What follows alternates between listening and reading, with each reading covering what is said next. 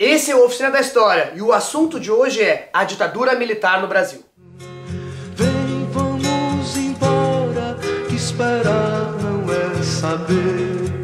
Quem sabe faz a hora, não espera acontecer. Vem, vamos embora, que esperar não é saber. Quem sabe faz a hora, não espera acontecer. A ditadura militar no Brasil é o período da nossa história recente onde o nosso país esteve sob a tutela dos governos militares. Esse período vai de 1964 até 1985 e tem algumas características que a gente precisa saber: a abertura total ao capital estrangeiro, a intervenção do Estado nos assuntos econômicos, bem como a censura, a repressão aos movimentos sociais, sindicais e ao movimento estudantil.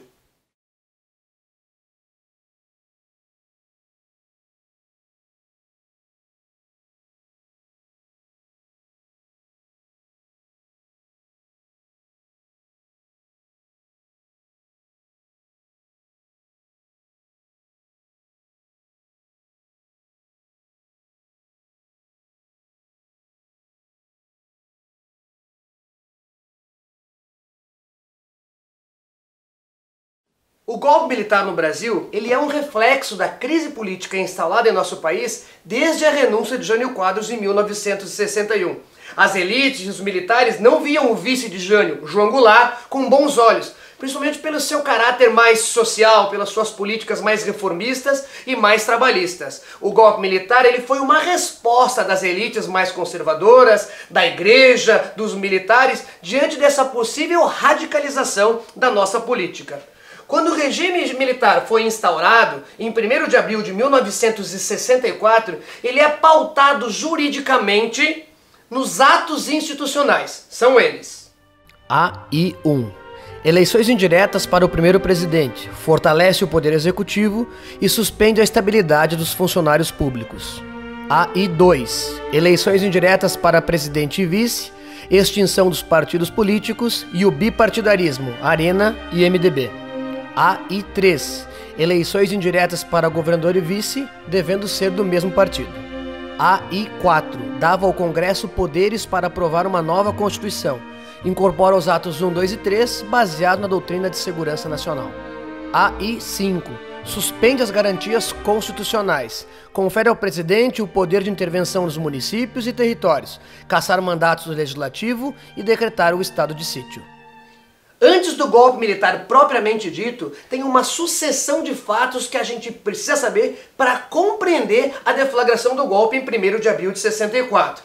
Primeiro nós temos o comício das reformas de base, o comício da Central do Brasil, onde João Goulart vai expor para a população brasileira, vai propor para a população brasileira a reforma educacional, agrária, tributária e bancária. Esse movimento, essa manifestação desagradou as elites, que deram uma resposta alguns dias depois, com a Marcha da Família com Deus pela Liberdade. Tu vê que o próprio nome ele já é imbuído de preconceito.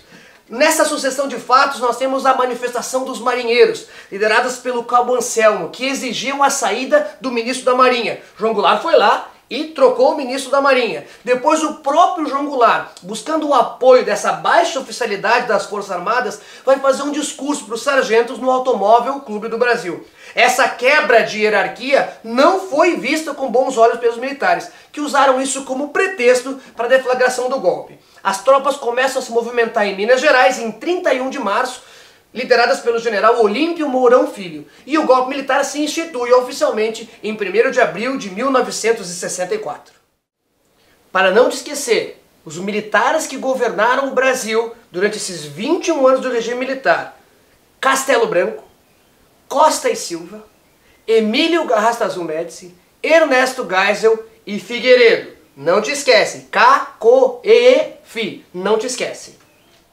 O período de maior repressão da ditadura militar no Brasil foi chamado de Anos de Chumbo. Te lembra? Os Anos de Chumbo começam com o presidente Costa e Silva, mas vão tomar forma, vão ganhar corpo, vão ganhar força com o presidente Emílio Garrastazu Médici. É no governo de Médici o período de maior repressão aos movimentos sociais, sindicais, inclusive ao movimento estudantil. Nessa época, é um período de grandes campanhas ufanistas para enaltecer o regime no Brasil. Brasil, ame-o ou deixe-o. Ou Brasil, ninguém segura esse país, devido principalmente ao avanço econômico. Esse avanço econômico recebe o título de milagre econômico, onde o Brasil desenvolveu a sua indústria, desenvolveu sua tecnologia, principalmente baseado no capital estrangeiro. Anos depois a gente foi pagar essa conta com uma inflação e com juros altíssimos. Os presidentes que vieram depois foram responsáveis pela abertura à democracia. Ernesto Geisel disse: a abertura lenta, gradual e segura.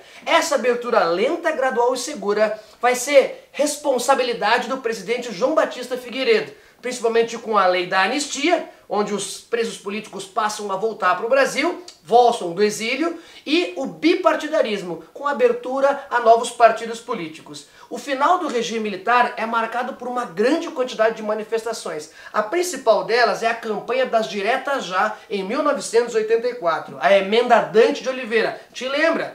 A Emenda Dante de Oliveira propõe eleições diretas para a presidência da República. Ela não foi aprovada. E o primeiro presidente eleito pós-regime militar foi eleito pelo Congresso, de maneira indireta. E o Congresso elegeu Tancredo Neves, que nem chegou a tomar posse, porque ficou doente e veio a falecer antes de tomar posse. Quem vai assumir vai ser José Sarney, que em 1985 sacramenta o regime militar, e nós temos uma abertura então para a nova república, a República Democrática. O primeiro presidente eleito pós-regime militar pelo voto direto foi Fernando Collor de Mello nas eleições de 1989.